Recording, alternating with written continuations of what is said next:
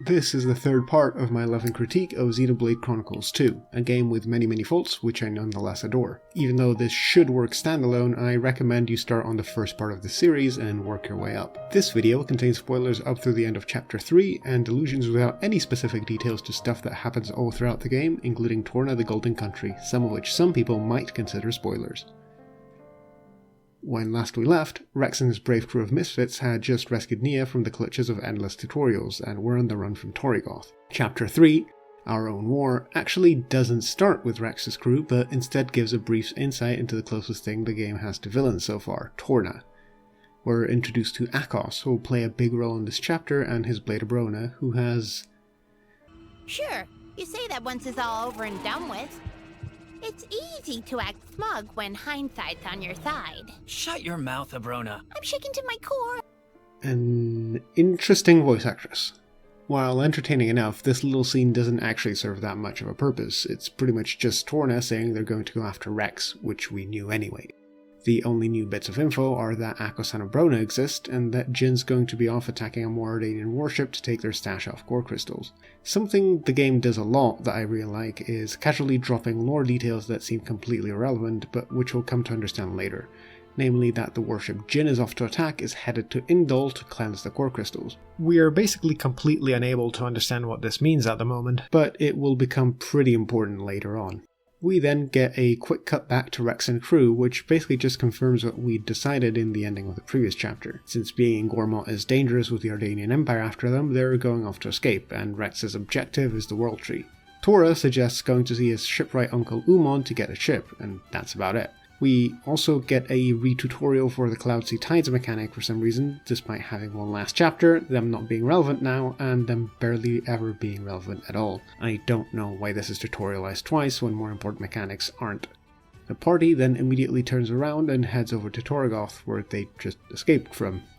I mean, not in canon, but that's what I do, because a bunch of new sidequests have opened up, and I know this is the slowest bit in the chapter in terms of forward momentum. This is a recurring problem that Xenoblade Chronicles 2 has. Despite the story's reputation for moving slowly, especially in the game's opening chapters, the characters are actually always on the move. There's almost no natural breaks where the characters aren't under time pressure or actively trying to get somewhere the way there are breaks in most RPGs. The entire game is pretty much a continuous journey from beginning to end. The party is always going somewhere, it's actually moving through the world at every moment. This creates a constant tension between the game's main thrust in the story and the natural desire to explore and complete every quest in a JRPG, like here, where my party barely escapes a Mordanian military base in an intense action scene, only to go screw around in the farmland right outside the base's wall, in a town where they're wanted, in order to give a nop on some fertilizer. This is for the next side quest I'm doing, Grow Little Veggies. I like Grow Little Veggies because it's a little more deep than it seems at first glance. To start with, it just seems like a throwaway quest where you give this nop on a bunch of items for some XP, with the annoying step in the middle of going to the inn, but it actually turns into a slight investigation thing. Even with the fertilizer, something's just not going right with the veggies. You look around and discover that the nearby Ardanian base is dumping toxic waste into the local water supply. So you sneak into the base and turn off the toxic waste valve. This is an incredibly odd choice for several reasons, the main one being you just turn a valve. You're not destroying the toxic waste pipes or redirecting them elsewhere or something, you've just turned a little wheel which the soldiers in the base will presumably turn back when they realize their base is now flooding with toxic waste. The other reason is that this is setting something up tone-wise that doesn't really make sense with how the Empire is portrayed later on, but I'm not going to get into that much since it would be a bit spoilery. I do really enjoy that this polluting of the environment is pretty consistent with the Empire's lore and world building though. Skip to the timestamp on screen if you don't know what the Empire's deal is in the backstory, but it's a pretty minor spoiler. The reason the Empire is out there conquering other Titans is because their Titan is dying and becoming uninhabitable for a combination of different reasons. First and foremost, it's just really old, but also they've exploited the shit out of it and not taking care of its health, pumping it for as many resources as humanly possible. This little bit here with the toxic waste is a surprisingly dark touch, implying that the Empire may be trying to move away from their Titan, but they're not giving up the practices that cause them to have to move in the first place, not learning their lesson, and potentially sowing the seeds for having to expand again in the future, creating even more conflict. You fix the water, you talk to the Nopon, you give him more stuff, you sleep again, and the vegetables are now good. On top of the rewards you'd usually get, this quest also gives you a reusable source of Nopopamuli, the vegetable the Nopon has harvested, to use at your leisure. It's a fun little non-standard reward that feels more tangible and more connected to the story of the quest that gave it to you than most quests, which just reward you with seemingly random accessories and Ox scores. I really appreciate this, and Xenoblade 2 is generally pretty good at doing this sort of thing when it can. I think the level of thought and care put into a seemingly silly little quest like this is what really puts this game's side quests on a higher level of quality than most games out there. Since we've gone to the inn twice for this quest, it's finally time for me to talk about one of my favourite mechanics in this game. One that's so good that I want it in every single RPG I ever play for the rest of my life. When you complete a quest or find a landmark, you gain EXP, right? Wrong. You gain rested EXP. It's not actually immediately added to your XP total. Instead, you can go to an inn to redeem this EXP and level up as far as you wish. You don't have to spend all of your rested EXP if you think that would bring you too high. Similarly, at an inn, you can turn your current EXP into rested EXP, which means you can level yourself down. You can basically set your level at any point in a specific range that's determined by what you've done, which is usually a little higher than whatever your current actual level is. This is brilliant. It sidesteps the usual issue RPGs have, which is that doing all of the content usually trivializes the story because you get so many EXP rewards on the way. On my first playthrough, I did every single quest pretty much as soon as it became available. As a result, the difficulty curve in the main story from just the XP I got from battle was pretty much perfect. I only used the inn to level once in my whole playthrough, at the very end in post-game, when I was off to hunt super bosses. On a playthrough like this, where I sort of mainline the main story, I'll probably be lower level than the story expects, which means that I can use the inn to catch up and cash in the EXP I get from questing and exploring, though for now I've just stayed the level I naturally am. If I was an insane person who wants the difficulty to be really high, I would be playing Bringer of Chaos difficulty, or alternatively I could actually level myself down to make the game harder. This is a brilliant workaround to one of the problems that have plagued RPGs for as long as the genre has existed, with literally no downside, and there's no reason for any RPG made after Xenoblade 2 to not have this system in it. Its addition to Xenoblade 1 Definitive Edition is one of the biggest reasons that game is way more playable than the original Xenoblade 1, and in fact makes it even better by making the rest of the XP system opt-in. If you want, you can still have the game have a traditional EXP system where you just get everything straight away without having to fiddle around with menus. It also removed the necessity of heading to an inn, so you can just level up and down from the main menu at any time, which is incredibly convenient. I repeat, this is genius, and no RPG made after Xenoblade 2 should not have this system, and I will hold it against any that don't. Yes, even you, Xenoblade 3, which kept most of it, but for whatever reason removed the ability to level down until the post-game. I hold that against you, and you're maybe my favourite game ever made, so get got, I guess. Oh, also, an aspect of design that I love here is that if you never use the inn, you've still got incentives to do quests, since you get items in gold from them that can help you even that power gap. It makes questing part of the power curve even for people who never use rested EXP. After this, I actually wanted to move on and get on with the story, but I accidentally ran into a trigger in the middle of Torgoth for a quest named Go for Electra. I didn't intend to talk about this for ages, but I guess I have to now. If you recall, Electra is one of the rare blades I got in the last chapter. This is what's known as a blade quest.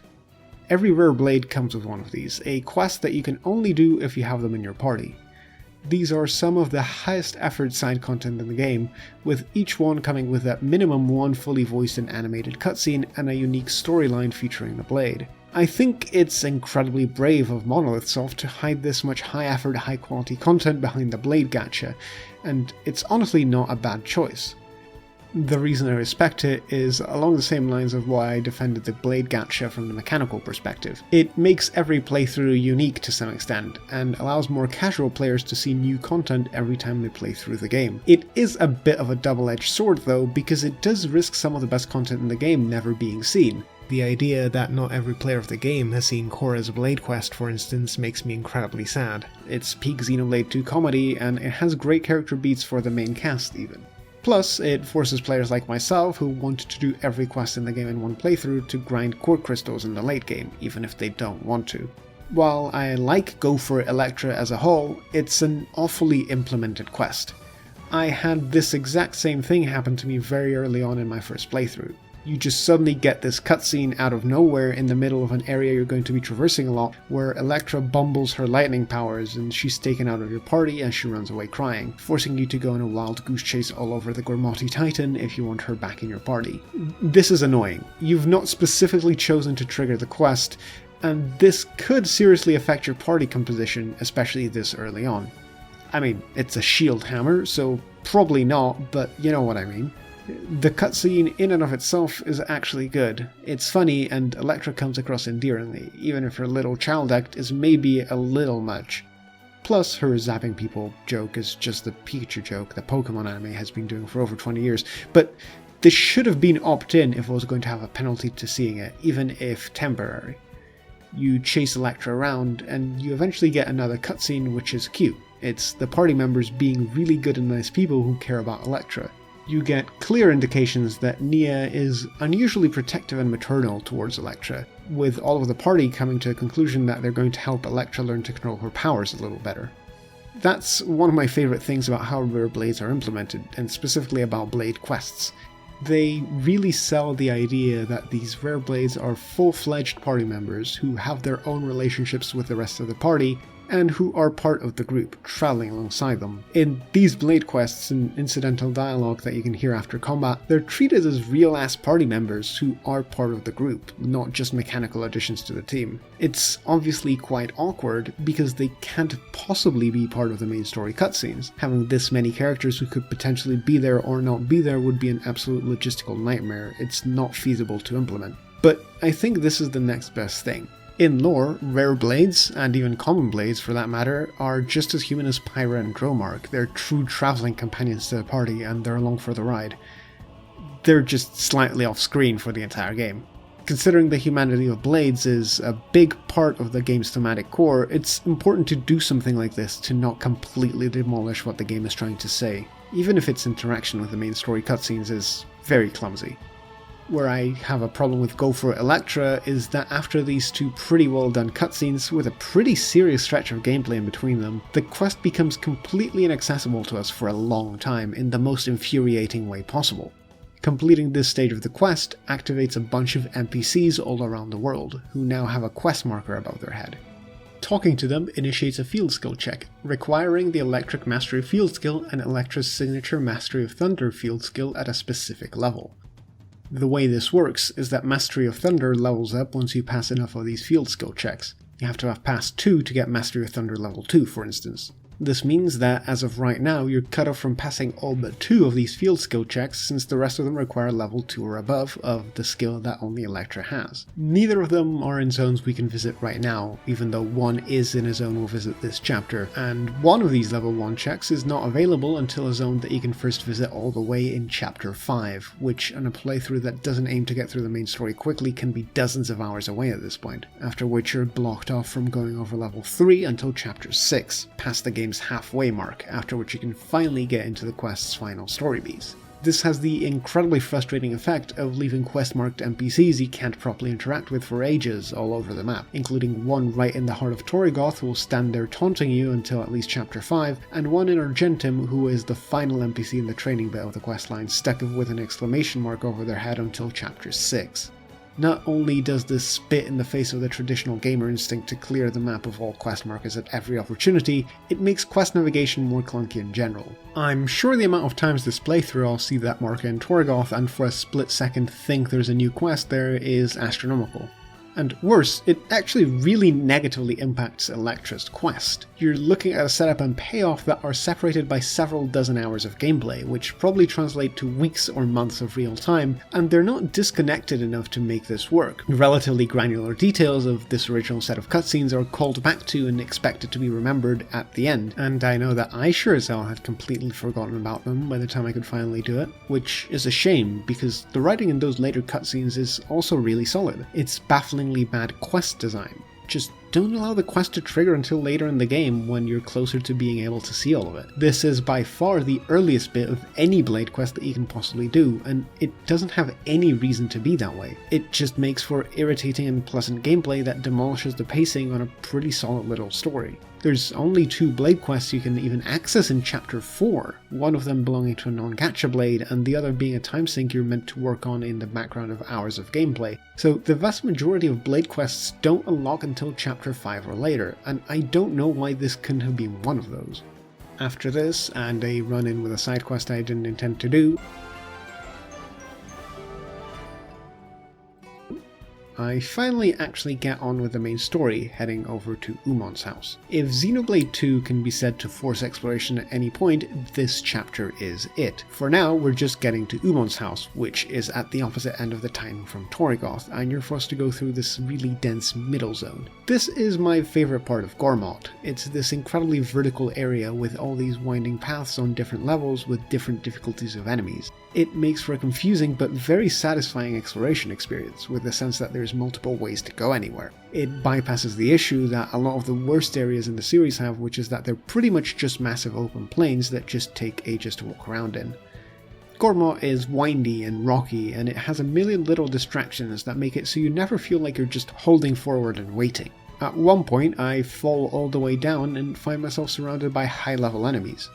This could be an annoying thing where I just teleport back and have to redo part of the journey, but I decide to try and hoof it to have an impromptu adventure, and instantly die and give up and just teleport back anyway. For the record, this is not Gormott's design fault, it's me being lazy and impatient and trying to get through the recording fast for the video. The area specializes in these situations where you stumble into something interesting by accident and make your own little stories. This is like some of the greatest stuff in the game. Exploring this chunk of Gormott is where my first playthrough really started clicking, though I did that in Chapter 2 in that case. You eventually get to Melnath's Shoulder, the other side of the Titan where Umon lives. I really like this area. It's a mostly linear straight shot to Umon's house with a bunch of paths up and down that make for a really solid experience traversing it. There's a lot to explore, but you're still funneled into experiences the devs want you having that are slightly handcrafted. One of these is the Sidequest Star-Crossed Lovers, which feels 100% intended because it's almost impossible to miss it, and another is Sniping Brent. I didn't actually have any run-ins with Brent this playthrough surprisingly, but he's a flying unique monster that patrols up and down this area with a power level just slightly higher than what you can confidently take at this point in the game. His presence makes the run down to Umon's house memorable and tense. Every fight on the way becomes a possibility for Brent to see you and swoop in, dooming the battle. This can create incredibly exciting moments where you get spotted, forcing you to decide whether you can run or fight Brent off, and if you decide to take Brent head on, the battle is tough but doable and incredibly satisfying to win. It's a memorable piece of linear level design, and the main reason why I'm disappointed if a Rogul I'm running away from doesn't try to cast Feather Veil of Pain on me. Come on, man. Brent didn't die for this. The sidequest here, Star-Crossed Lovers, is one of the better ones, understandably so given its prominent position. Frankly, the title pretty much tells you everything you need to know plot-wise. You encounter 2 lovers on the run being attacked by Turkins, and you find out that the girl's a Gormotti and the guy's an Ordanian, with the girl's father resenting Ordanians for their invasion of Gormott back in the day. You're sent to Torrigoth to get medicine from the girl's brother, since the guy is hurt. The one thing I don't like is that you're forced to collect items for the medicine. This is an unnecessary middle step, and some of these items are Dawn Hydrangeas, which are pretty rare and in a pretty specific place on the map you wouldn't have a way of knowing about. Plus, you have to get lucky to get them. It's just not a fun gameplay experience to blindly try collection nodes until you get the one you happen to need. Anyway, the brother encourages you to talk to his parents about this, and the dad's being stubborn, but the mother seems to want the daughter back. This dad is an awkward character. You're meant to sort of like him because deep down he does care, and it does show in the writing, but He's just being racist and he's willing to hurt his daughter over it. Like, I don't dig it. The cool bit is that when you get back to the couple, you're allowed a choice. This is the first quest with a choice in it, and this is a really cool mechanic, despite not usually having any actual gameplay consequences. If you tell the couple that their parents might be willing to accept them, they go back to Torrigoth. Otherwise, you stay quiet and you'll find them later on in another zone. If you keep going back to them throughout the game for more dialogue, you'll see their lives evolve in different directions depending on what you chose, effectively making up a small mini storyline that's hidden far in the background. Multiple quests do this, and it's always great. It really sells the idea that your choices have consequences on the people around you, and it makes the world feel alive. On the way to get those dawn hydrangeas I was talking about recently, I came across this air current hidden behind a field skill check.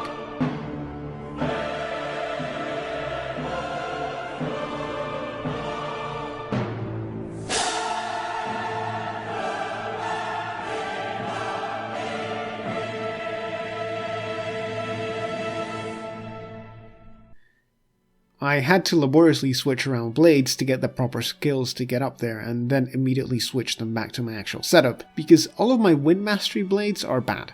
Up here, there's a heart-to-heart named Burgeoning Curiosity, which does one of the things heart-to-hearts do best. Provide chances for characters who don't usually interact that much to interact, so that we know what their dynamic is like. Here, specifically, we see Poppy making Rex somewhat uncomfortable by asking too many questions, and my favourite, Tromark on Gramps having the dynamic of two elderly friends who are being passive-aggressive to each other, which is very entertaining. Oh, you flatter me. I'm no expert compared to our resident Titan. What? Don't drag me into this. I have no memories of the time before I bonded with my lady, after all. That's no reason to throw me into the cooking pot. What am I supposed to say if Poppy asks, where do babies come from? Or something like that. Tell her they are delivered by a flying turkey. That kind of quick thinking is why you're a better man for the job. You overestimate me. Still, if the mighty Titan is not willing, I suppose we will have to rely on my lady instead. It's just a lot of fun. We get to Umon's house, and instead of simply handing us a ship, he makes us go do meaningless busy work for a while to build it. I honestly don't know why Umon is a part of the main story at all. He's never actually relevant at all to the storyline. It's set up for a pretty solid sidequest line further down the line, and another pointless distraction in the main story, but that could have just been set up by other side quests and cut out of the storyline. Maybe a heavily encouraged side quest like Starcrest Lovers would have done, and even if we did have Umon pop up here as a very minor character, there's absolutely no good reason to have us go collect random crap for him for what amounts to 2 compulsory side quests. They're fine. First you have to collect Puzzle Tree Wood and Diamond Oak. Diamond Oak is a quest-only item found in Dawnview Grotto, which is the game's first secret area. Secret areas are places with fantastic views overseeing a whole area, which are usually hard to find and award a good amount of EXP. To get to Dawnview Grotto, you have to take this roundabout linear route through Turken territory, which makes for a fun little climb, and there's plenty of collection nodes that drop more than enough Puzzle Tree Wood on the way there. So the idea is that this acts as a hidden tutorial of sorts for secret areas, and provides an entertaining enough little exploration challenge. This is fine, but it's really not mission critical. This could have just not been tutorialized and been fine. The existence of secret areas in Xenoblade Chronicles 1 was completely left up to the player to discover, and the first one you can access was behind an inconspicuous linear path that you had to follow for absolute ages, which made for this incredible surprise when you're met with a breathtaking vista of the whole area and a boatload of EXP. It's one of my favorite moments in that game, and I don't see why it couldn't have been repeated in this one. Then you have to run to a random point in Lower Gormott and click on a Titan to feed it. I don't know why this exists. We're just killing time. Finally, after all this, Umon gives us a boat and we head out to the World Tree. The party can't get to it because this weird robot snake attacks our boat and almost sinks us. I don't like this. It just doesn't make sense to me, and a weird amount of emotional investment is put into Ophion over here considering it's completely devoid of character. More than that though, Rex's lifelong dream has been to get to Elysium. Shouldn't he know about the mysterious sea serpent defending the tree? Shouldn't this be a part of the architect myth? After humanity disappointed him, the architect sent down Ophion to ensure his peace atop Elysium could never be breached. Or something like that. Also, why is Pyra so intense about this? There's legitimately no reason explained for that at any point in the game. It's just to make the scene tenser and more mysterious, but the whole thing comes across cheap and hokey. This is just transparently an excuse to explain why they don't go straight to the World Tree and faff around on other titans instead, which didn't need a whole big scene. They could have just said Ophion guards the tree. I guess the fact that they're now swallowed by Uraya makes for a really cool visual, especially once you're inside the mouth, and it does sort of set up the start of the Uraya arc, but there's other ways to get these pieces in this place. This is just inelegant, an obvious bit of patchwork that the writers hastily throw over a weak point in their story. It's stuff like this that makes Xenoblade 2 feel as flawed as it is. It's slipshod and ugly at times like this, where you can see the story struggle to make sense in the face of its own ambition. It's a pretty bad scene. The start of Uraya sure makes for something incredibly visually striking though, with this dark spooky color palette and its incredibly striking visual of the Titan's maw in the background. You get to move through recognizable parts of the Titan's biology here as well, as you have to crawl through its skeleton. Considering the conceit of Xenoblade 2 is that each Titan is a different living being, there's a shocking lack of this in the game when contrasted with Xenoblade 1, and I find that to be a shame. It's a neat gimmick that I wish saw more use. There's even a split path with harder enemies for a bit of intimidation, and the enemies' levels are a little bit inflated. They're easier than the level numbers would usually indicate, just to make the whole area seem all the more hostile.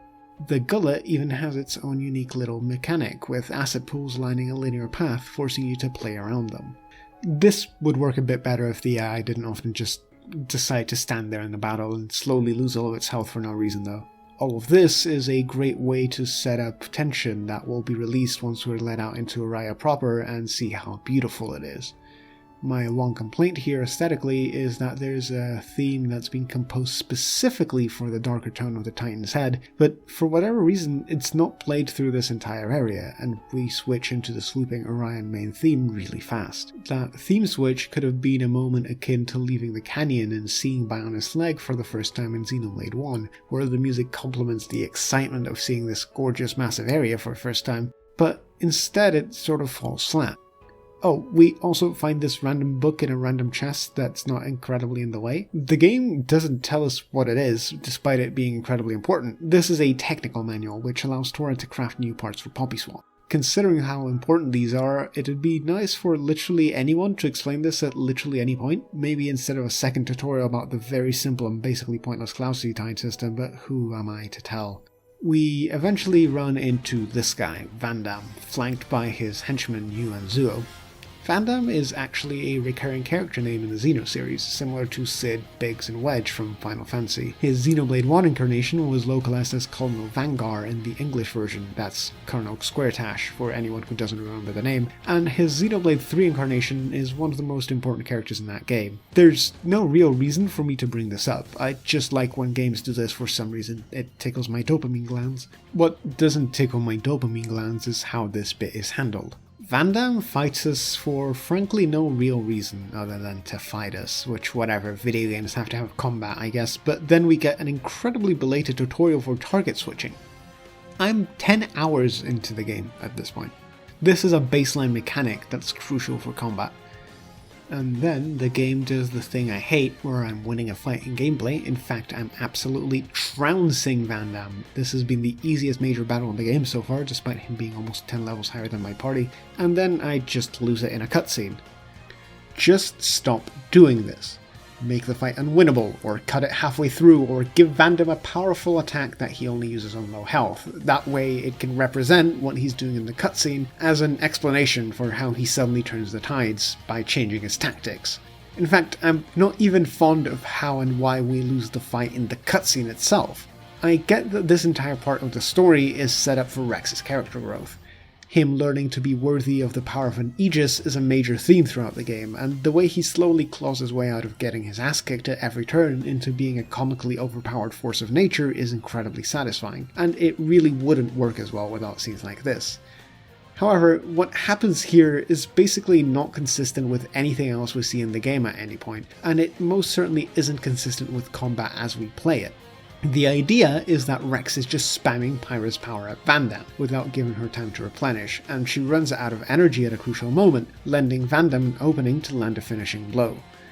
This is never a concern before or after this point, and we see blades much weaker than Pyra do things much more impressive than the piddly little flames Rex is launching. In fact, we just got done with the Morag fight at the end of the last episode where Brigid, a very powerful blade to be sure, but not an Aegis, set the entire arena on fire for the duration of the entire battle.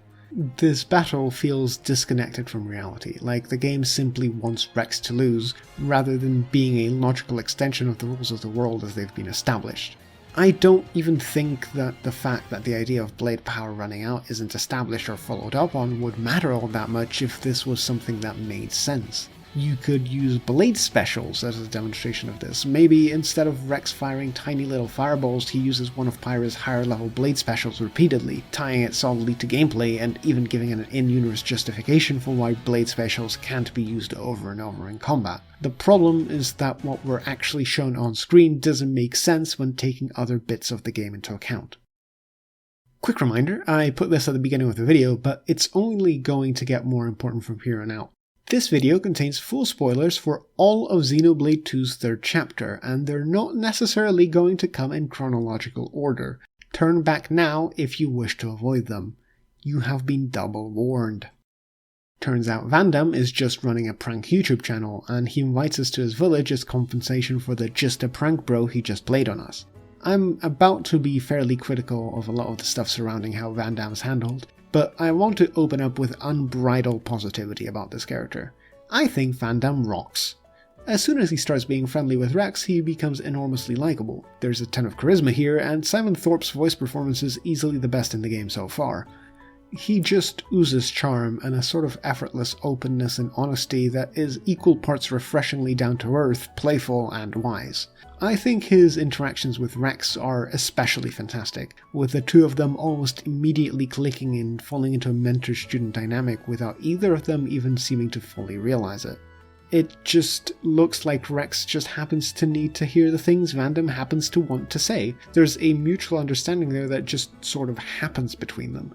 What I don't like as much is a lot of the themes Vandham talks about. He's the leader of a mercenary company, and he has a bunch of dialogue about what that means and why he does it. The first real look at him we get isn't even talking to him directly, it's walking into the village that sprung up around his outfit, Garfont. Garfont is maybe the most beloved town in Xenoblade 2, but I've always found it a little unsettling and unpleasant myself. The music and visual design wants it to be in contention with the Chapter 5 town for the most homely place in Allrest. This is a pleasant, calm place where Rex makes an unofficial home base of sorts, and where people are implied to live happy lives. But it's a town full of people who kill and get killed for a living. This doesn't make sense. It should not be a good place where you're invited to feel comfortable. When you're introduced to Garfont, the game also lets the mercenaries introduce themselves.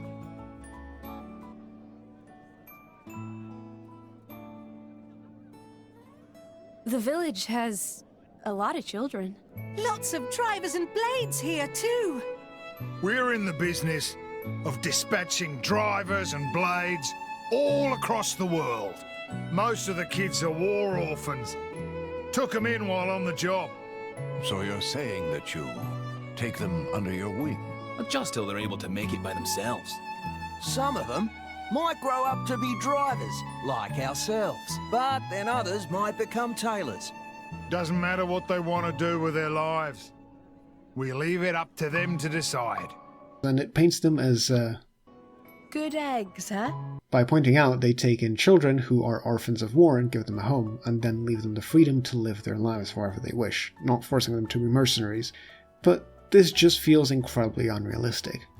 Allrest isn't the sort of fantasy land where this sort of trauma is ignored. It's not this idealized perfect world, and it feels like it should recognize that realistically these kids are gonna live fucked up lives, and growing up in a merc camp is going to leave them with few skills other than the ones they need to grow up to be mercenaries themselves and continue perpetuating the war that robbed them of their homes. But the game doesn't acknowledge this.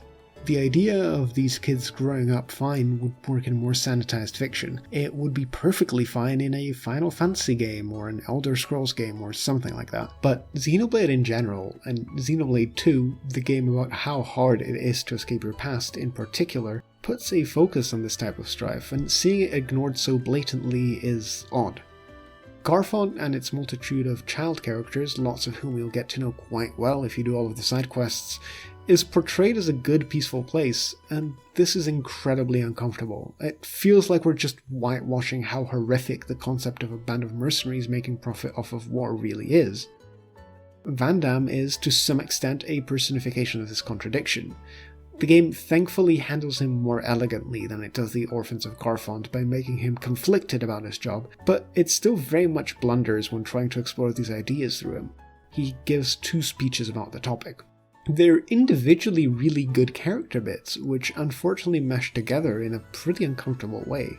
They're not explicitly contradictory, but they don't quite add up to a coherent message.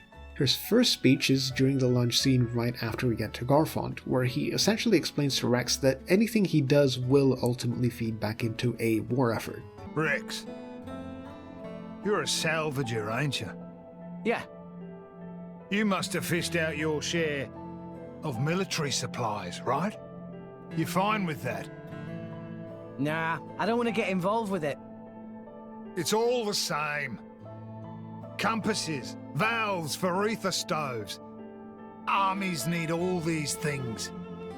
That bread you're eating, it's made from ruska flour, supplied by the Ardanian government. This world's full of war. Don't matter if you're a soldier or not. As long as you're alive, you're in the war, some way or another. Don't you think? There's no way that Rex can ultimately avoid supporting violence. This is a salient point, and it's made in a way that makes sense.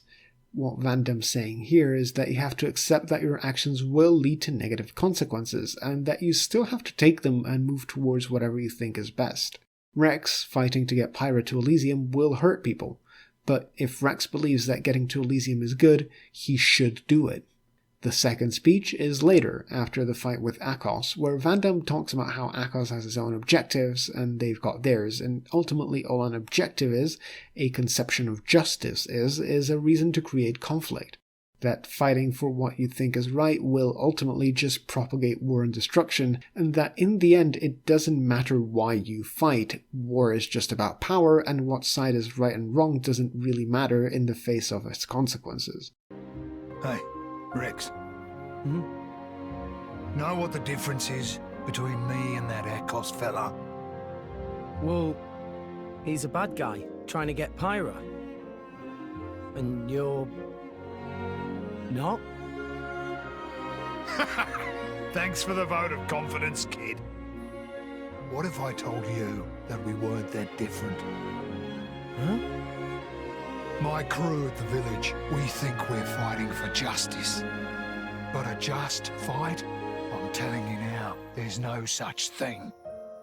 What people call justice, it's just an excuse to fight. War is war. The more you stand up for yourself, the more people want to fight you. Before you know it, you're in a war. Listen, all I'm saying is, we've got our fight, and he's got his. But what he's doing is... Yeah, it's bad. But war ain't about right and wrong. Power. That's all it is. And power can take many different forms. It depends on the heart of its wielder. If we don't use our power, just because we're scared of it, we're done for. At first glance, these mesh together fairly well. All you do helps the war effort, so all you can do is what you think is right, which is what fuels the war, which means all you do helps the war effort, etc., etc. It's this catch-22, where the only way to live your life outside the cycle of war is to do the same thing that props it up. The Garfont mercenaries are fighting for what they believe is right, but ultimately they're just another cog in the war machine, and in doing what they're doing, they're just ensuring the cycle of violence they purport to want to stop will keep going. But That's not what Vandham's trying to teach Rex, not the sense that the game will have, and definitely not the lesson that's taken from this scene. Ultimately, Vandham's message here is about doubling down for the good fight, that the thing he just described as being pointless is the thing to do. As for who's right and who's wrong, no one knows for sure. So all we can do is protect what's important. I think I understand. We all got our own war, kid. My... war? There's a chafing here because Vandham's speech appears to debunk his own point. When he talks about how doing what you think is right will only create more strife, make the world worse, what he's actually trying to teach Rex is to fight for what is right. The message is backwards. The game wants to have a realistic view of conflict, but at the same time it wants Rex to be unambiguously good. But conflict is often in shades of grey. Everything that Vandham says is correct, and the conclusion he gets to is a good one, but the intermediate step is missing. There's no glue between justice is nothing but an excuse to fight and you should fight for your own justice. I know, or at least I think I know, what the game is trying to say. It's trying to say that fighting for what is right is hard and requires conviction, and that if you want to do good, you have to accept people will get hurt on the way and be willing to shoulder that responsibility. But it misses that mark, and instead it just leaves this incredibly nihilistic message. The idea shouldn't be conflict hurts people, therefore you should fight. It should be you should fight, which is hard because conflict hurts people. These scenes are strong individually, but like Garfont, when put together they add up to a somewhat misshapen whole. Anyway, it's finally time to get back to gameplay. Figure that. I explore the really pretty town of Garfont for a bit, get a surprising bit of unique dialogue between Tora and Boreas, another instance of making sure rare blades feel like full-fledged party members, and I find an Overdrive Protocol. These are some of the rarest items in the game, which allow you to move a blade to a different driver. You get very few of them from chests and quest rewards, and the rest are obtained from pulling fairly rare 4-star blades, then grinding the ever-loving shit out of them until you max their affinity chart, and then releasing them, an incredibly time-consuming and boring process. I don't like how hard these are to come by since the gacha is random, and you can easily accidentally end up with rare blades stranded on drivers that can barely use them. I get limiting it to some extent to force unique builds. I wouldn't necessarily put Boreas on Nia if I had the choice, but I think I can make it work, for instance. But it can feel absolutely awful to have a great blade on a driver that can't really use it. Plus, there's several developments later in the game that really changes who you want to have blades on, so I wish these were just a smidge more common to avoid those sources of frustration. While here, I do the pretty quick side quest would-be Mercs. You just rescue some kids who've gone missing, and discover that this one wants to be a Merc so he can take revenge. I like how dark it is, and it feels really uncomfortable in an intentional way. It comes halfway to solving that thing I was talking about with the Garfont orphans, but this kid is portrayed as an outlier who the adults are discouraging, which puts us once again firmly in sanitized fiction land. Still, neat quest, and it sets up a pretty cool storyline in the background as the game progresses. While rescuing the kids, I also come by this note about hidden treasures, starting the side quest Mysterious Note. What a great name. It's a neat way to start a quest that feels organic and which makes exploration more exciting. While I'm exploring around Garfont later, I'll find the treasure it refers to, which has been emptied, and near which I find a knife with the name of a driver on it, which we will come back to later. While in Garfont, I decide to open core crystals until I get a rare blade for fun. I managed to get a rare on my very first pull, which is incredibly lucky. What's even luckier is that it's Zenobia, one of the rarest blades in the entire game. Her base drop rate on every seed but one is 0.25%, with a whopping 0.75% on the other. She's also a pretty strong one. I really love her design, she's really pretty. Zenobia's personality is a thrill-seeking battle addict who relishes taking on greater and greater challenges. That's actually reflected really well in her skills, which all boost your damage depending on how hard the battle you're fighting is. Carnage gives Zenobia a massive boost in damage simply for fighting a boss or unique monster, which makes her a fantastic blade to bring to practically any battle in the game that's challenging in some way. Her second skill, the Indomitable, boosts her damage when she fights an enemy that's a higher level than you, which once again accounts for most fights where you're actually going to need a good blade rather than getting along with whatever. Her third skill, Greatest Warrior, once again boosts her damage, this time by a smaller amount for each enemy in the battle. It's worth noting this is a flat 20% damage boost at minimum at level 1, since there's always at least one enemy in a battle, and it covers the one type of hard encounter where her other two skills don't help, being swarmed by weaker enemies. This makes it easy for Zenobia to pump out massive damage numbers in pretty much any encounter that matters. The only thing that's not fantastic about Zenobia in combat are her blade specials, which are generally fairly weak and don't hit a lot of times, which is a pretty significant downside for a combat mechanic that we're about to be introduced to. The exception is her level 3 special, which ignores enemy defenses and does a boatload of AoE damage, which can be really handy at ending fights. She's also got a unique way of unlocking her affinity chart. Every node on it is unlocked by defeating a specific unique monster. This is a fun way of doing it, and it gives her progression a unique flavor when compared to other blades, since it's now gated behind both chapter and your ability to defeat difficult enemies. She's a blade with a fun design. Oh, also, it's a bummer that I opened her on Rex. Zenobia is a Great Axe blade, and the Great Axe is a fantastic weapon class on pretty much every other party member than Rex, whose kit with it is both slow and disappointingly weak, as you can see how he struggles with the weight of the weapon. That's a cool touch flavor-wise, explaining why a set is bad, because Rex isn't a big enough guy to use it, but it does mean Zenobia is significantly nerfed by being on this driver, and I wish the ways to move her were more plentiful so that I could do so without fear. This video is practically writing itself at this point. You go out for a mission with Vandham, who joins your party as a full-fledged party member. It's really cool how hard they go into selling you the idea that he's here to stay. He really has everything that the other party members have other than the ability to resonate with blades, even an affinity chart that you won't even begin to fill, but is fully fledged and featured. He's still not particularly fun to play as, unfortunately, because his animations are tough to read and a lot of his arts are slow. Plus, he's a bad fit in the party because Rex is a better damage dealer, and at this point you still need Nia and Tora as tanks and healers, but I still really respect this level of trickery. While out there with him, you come across a random Arden, who Vandham decides to fight for no apparent reason. In doing so, he borrows Rex's anchor shot hook for a moment and shows off a technique where he shoots it around the Arden's legs, causing it to fall over, effectively pulling a topple status condition on it. Rex tries it and can now also do that. This upgrades Rex's anchor shot ability, which up until now has just been a low damage ability that spawns a health potion, with the ability to inflict topple on targets afflicted with break. This is a massive upgrade and arguably turns Anchor Shot into Rex's best art, because he now has a driver combo reaction on his Storyblade moveset which he can't unequip. It's actually shocking how much better Rex feels to play as after this point. Needing to manage Anchor Shot a little more carefully and being able to follow up on Nia's breaks is a big upgrade that helps him feel like he's contributing in more tangible ways than just damage. I really like this plot beat as a way that the player feels how much Vandham is teaching Rex in such a short time.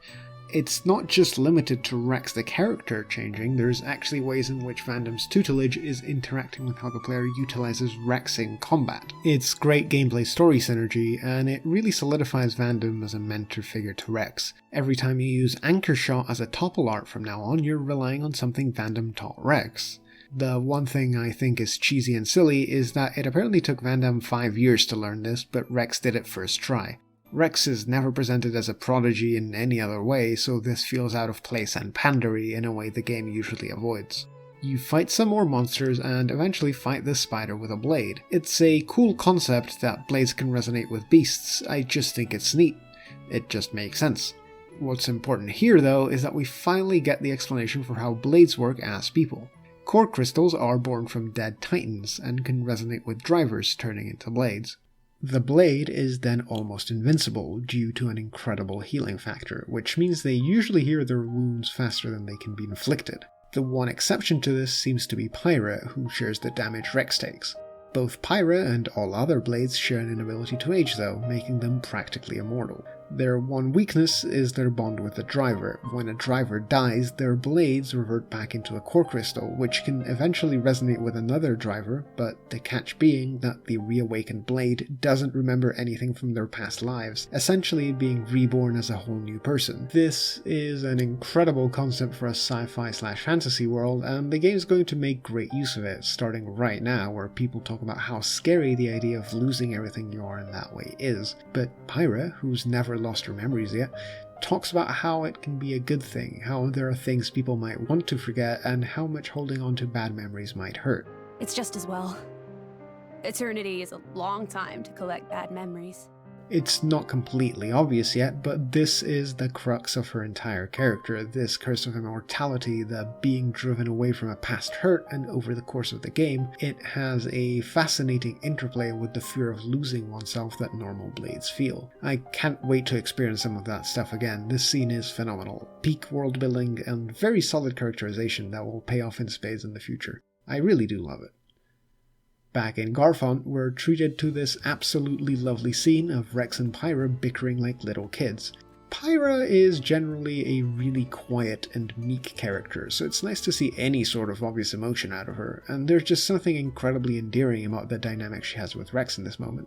It feels like they're siblings getting into a stereotypical childhood spat. This is where the thing that's been pretty obvious up until now is finally said out loud by Vandham. Rex and Pyra are sharing their wounds despite blades being supposed to be invincible. I sort of wish this was never explicitly said, simply because I like how elegantly it's been implied until now and I thought it was incredibly clear, but it's fair enough to have it out there just in case.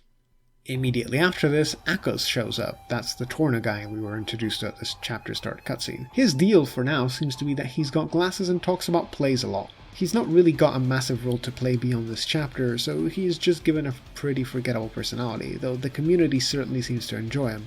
The game's definitely doing something right, I guess.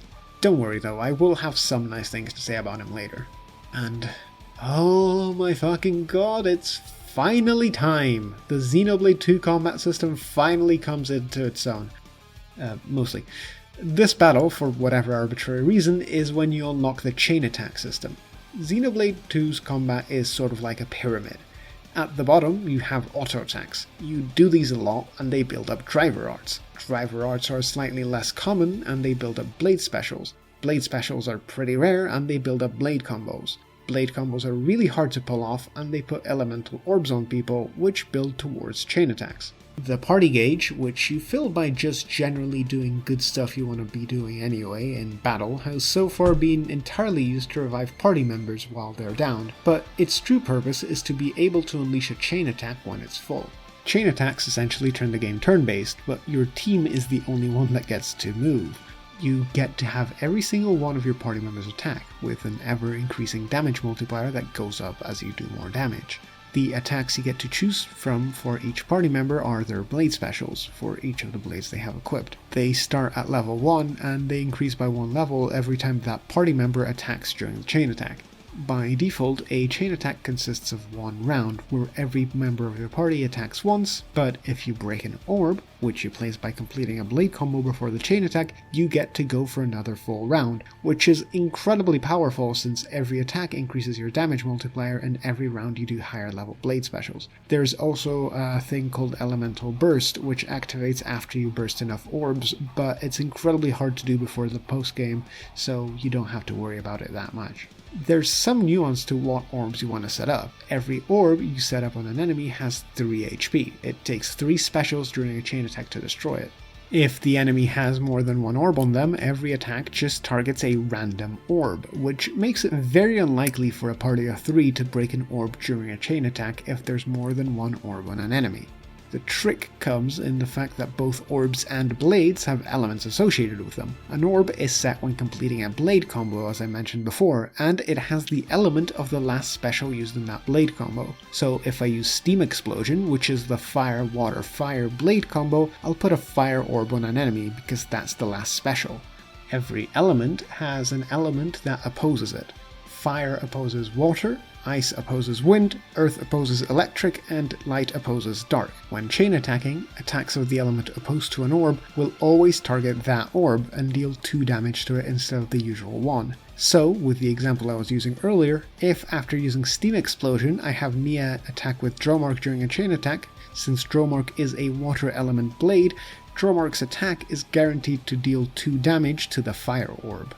This means you have to think about what blade combos you're initiating during battle in order to maximize your chain attacks, since you ideally want to set up and break as many orbs as possible during a chain attack to prolong it as long as possible. By default, Nia is equipped with Gormott and Rex is equipped with Pyra, which means I'd rather much have a fire orb for Nia to break and a water orb for Rex to break on an enemy that's, say, a dark orb and a wind orb, because I know I can break the water and fire orbs consistently. This means that the first blade special in a combo I use should aim to be either fire, light, water, or electric, because those are the only elements that start blade combos that can end with fire or water, the orbs that I'm trying to break. You can see how this now has a ripple effect on what blades I'm interested in equipping on Nia and Rex's other slots, and then when I equip, for a complete random example, say a light blade on Rex, I suddenly want to have access to blade combos that end in dark for the light blade to break, which means I suddenly consider ice blades for Nia's other slots since they open up a combo that ends in light, which means I am suddenly even more interested in electric blades and I can fit in wind blades to have combos that end in ice, and so on and so forth. The idea is to ultimately have a team of 3 party members equipped with elements that both combo nicely off of one another and set up orbs that the other elements have an easy time breaking. Keep in mind, blade combos also have second steps. I've just been talking about the first and the final step. You also have to consider blades that make it easy to transition from your opener into your final step. The complexity here balloons very fast and becomes very much a player expression tool. You can set up your team however you want. The point is, the chain attack is the crowning jewel of Xenoblade 2's combat system. It's what essentially everything else is building towards. Everything from auto attacks to blade specials are basically stepping stones towards a chain attack. You probably won't be using them on normal enemies, but fighting against boss enemies is effectively just an exercise in maneuvering yourself into a position where you can unleash the biggest chain attack possible. I say biggest possible rather than a chain attack strong enough to kill them, because there's another element of chain attack design that's absolute genius and which encourages you to try as hard as possible every time, thus play in the most fun way possible. That element is overkill. Once you kill an enemy during a chain attack, the chain attack does not immediately end. Instead, you begin accruing an EXP multiplier. Simply for killing an enemy with a chain attack, you get 100% XP, and that number increases every time you do damage. In the late game, when you have more tools to set up good chain attacks, it's not unusual to get 400% XP from killing a boss. XP is like the single most coveted thing in any JRPG, and so this is an incredible incentive. It also doubles as a fantastic way to skip any grinding you may otherwise need to do.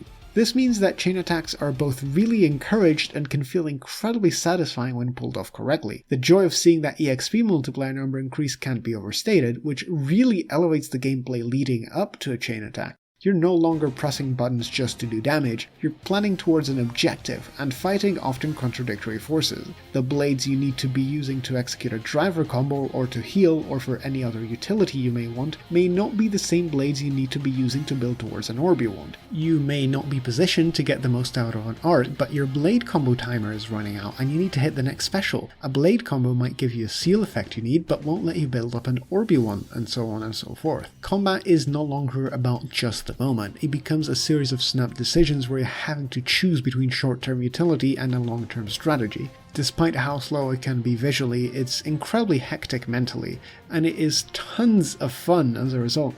I've said it before and I will say it again because combat only gets better as this game progresses. Xenoblade 2's combat system is my favourite in any JRPG, yes, even in its own sequel, which is generally a better game, and the chain attack is the crown jewel that holds it all together.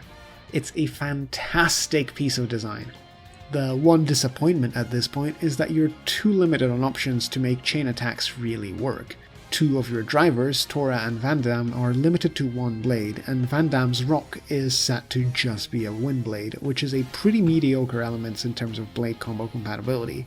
Your other 2 drivers, Rex and Nia, only have 2 blade slots, one of which is locked to their story blade, which means you honestly don't have the ability to have sufficient combo variety to make setting up orbs in good ways really feasible. You're lucky to be able to break 2 orbs at this point in the game, not to speak of the fact that you're probably low on decent blades. My best rare blades on Nia and Rex are both wind, which makes comboing very hard. This is partially my own fault. I refuse to switch on a common blade of a better element, which is honestly probably the correct play, but I've got a video to write and I just don't have time to look through all these to see whether any are decent. But it's also just a reality of this point in the game that you probably won't have much worth equipping. Having chain attacks has made combat way better, but it still takes a while to get to the point where it's truly fantastic, and it's already really good. Anyway, bloody blah, we beat Akhos in combat and then lose in a cutscene, fuck you game, blah blah blah. Vandham gives that second speech about war I was talking about earlier, and we have a great moment where Nia basically apologizes to him for being part of Tora, and he just pretends that he doesn't know what she's talking about because he sees her for what she is and not for what she was. This is a great moment, bloody blah, we're heading to Fonsa Myma, capital of Uraya, to go see a friend of Vandham's who might know how we can get to the World Tree. Before we head off, it's my favorite part of these Xenoblade videos, the Tora hate hour. I actually didn't remember how much I disliked this character. Later on, he just disappears into the background and stops mattering, so I mostly remembered him as a bland, pointless, mostly inoffensive presence. But there's some really awful shit here early on. In Garfont, after the cutscene's about leaving, a new heart-to-heart opens up called Blushy-Crushy. This is Tora trying to get Pyra to do his fetish, where he infantilizes people. That's it, that's the thing. Oh no, wait! He also, once again, horrifically brainwashes Poppy, putting her in this clearly fetishy maid mode where she acts nothing like how she'd usually act. How may I be of service, Master Pârt? Poppy? What the hell happened to you? Is this some kind of malfunction? Poppy's maidiest mode has been activated.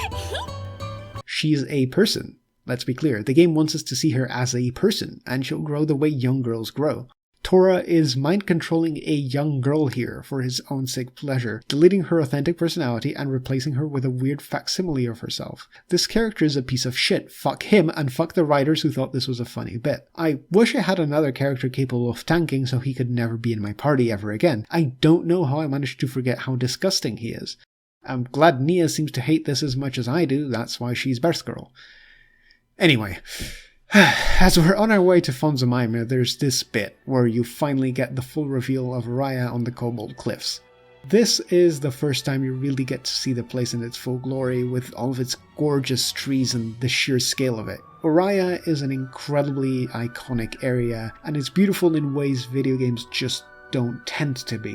It's serene and somber, and it has a quiet, confident beauty to it rather than the exuberance of a lot of the rest of the game. At the risk of repeating myself, I really wish this had been a Gower Plain moment, where after all this time stuck in the relative linearity and less beauty of Uraya's head, you get to come out into this vast, beautiful area as the music swells, making for this completely jaw-dropping moment.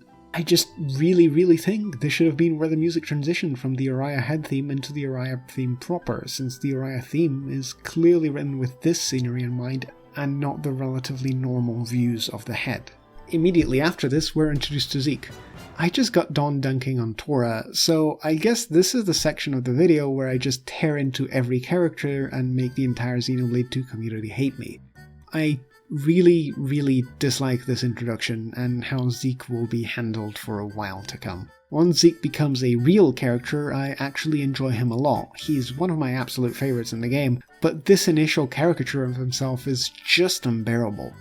The game's trying so hard to be funny and memeable, giving random personality quirks like the damn turtle or lines clearly designed to be lol random and purple monkey dishwasher hilarious. The Zekeinator line is incredibly popular on the internet, and I just can't deal with it. It's zany and quirky and random to an obnoxious amount, and it feels handcrafted to be spammed by irritating Redditors and the worst sorts of people in YouTube comment sections, which is exactly what's ended up happening here. Any Xenoblade video even remotely related to Zeke will obligatorily have people thinking that they're the next fucking George Carlin because they say the word Zekeinator and handling a man's turtle. Zeke is always a comedic character, and this level of Zane is sort of a logical extension of that. Knowing him calling himself the Zekeinator does make sense. It's not something that's out of character, but he's endearing when he's more human, when the Zane is demonstrated to be an extension of a real human being, not a caricature of one. And when all he does in a scene is shit like calling himself the Zekeinator, he loses that human element. Here, he's entirely stupid and trying entirely too hard to be funny. It's irritating and cringe. It's internet meme humor that stuck itself into my JRPG and I want it out of there. What's worse is there are some legitimately great bits to this cutscene. The fact that Zeke and Pandoria do all their moves in perfect sync implies they've choreographed this whole thing in advance and practiced for hours, which is a really funny background gag, even if I can't see Pandoria agreeing to do this. Rex simply refusing to fight Zeke with a calm "we're good" is a brilliant bit, which reminds me of the infamous Indiana Jones sword fighter scene. We're good. The game can do good dry humor like this, and instead it chooses to do this dumbass shit. Like, if you enjoy it, more power to you. Fucking knock yourself out, I guess, but I personally really do not, and I wish it wasn't in the game. I hope we can still be friends. Once the Zeke distraction is done, we advance to 8 Rock Skip, this little lagoon. There's a side area where we need to pass a field skill check. I need an Ice Blade on both Rex and Nia for this, so I open crystals until I have one on both. This is fun, it's not tedious. I then have to shuffle blades around again. For whatever reason, I also choose to release the blades I got that I'm not going to immediately use. This is stupid. I'm losing field skill variety for no reason. Don't do this. It's even stupider when you accidentally release one of the ice blades and you have to open more blades on Rex. We also run into the driver whose name was on that knife from before. After a comedic misunderstanding, which we sort out like gentlemen, Yes, Puppy! Blade combo, 3rd stage. Awesome. we basically start getting along with him. We'll be back.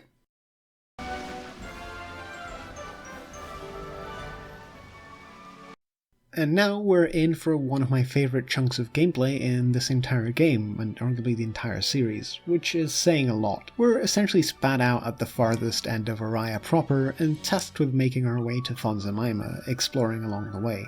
Because I've played the game before, and I want to get through stuff relatively fast, I know how to get where I want quickly, and that I'm meant to take this semi-hidden path down the side of 8 Rock Skip, and then a specific set of land bridges. But the first time I was here, I had to carefully comb all over the land, taking this more obvious path down the front of 8 Rock Skip, and fighting a bunch of wolves before running into a tough unique monster, only before eventually making my way down to the lower area and missing the way up the land bridges, instead exploring the big lake area that's below Fonsa Myma. It's exploration at its finest, and Uraya has a bunch of interesting little side areas to accidentally stumble into and a bunch of unique monsters to get in scrapes with as you try to feel your way around. If I have a complaint about Xenoblade 2's area design, is that critical story paths tend to be a little too easy to find. In both Xenoblade 1 and 3, you have to feel your way around an area to get where you're going like this a lot more often. In Xenoblade 2, most areas are more similar to Gormott, where it's pretty much a straight shot to Torgoth from the start, and then only a small chunk of required exploration between Torgoth and Umon's house.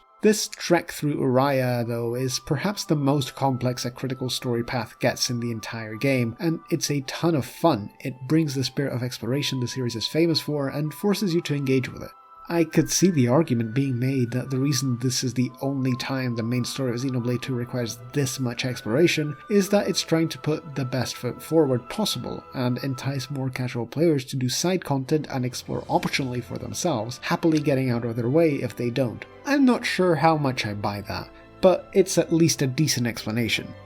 On the way there, we run into another of those intended side quests that I was talking about called Gotta Start Somewhere. In this case, this little group of newbie mercs is in trouble, surrounded by monsters, and after saving them, they figure out their client's been taken hostage by these Ignas, so we go and save them for them. This is another case of setting up characters for the future, but once again, it's a side quest that has some writing I really like. The mercs specifically talk about swallowing their pride in asking you to help find their missing client, and the client seems upset with himself rather than the mercs, since he understands they're a fledgling group of newbies, and that it's his fault for getting kidnapped rather than theirs, since he hired cheap mercs instead of a group he was more confident could take care of him properly. It's like really wholesome and understanding of him. I dig it.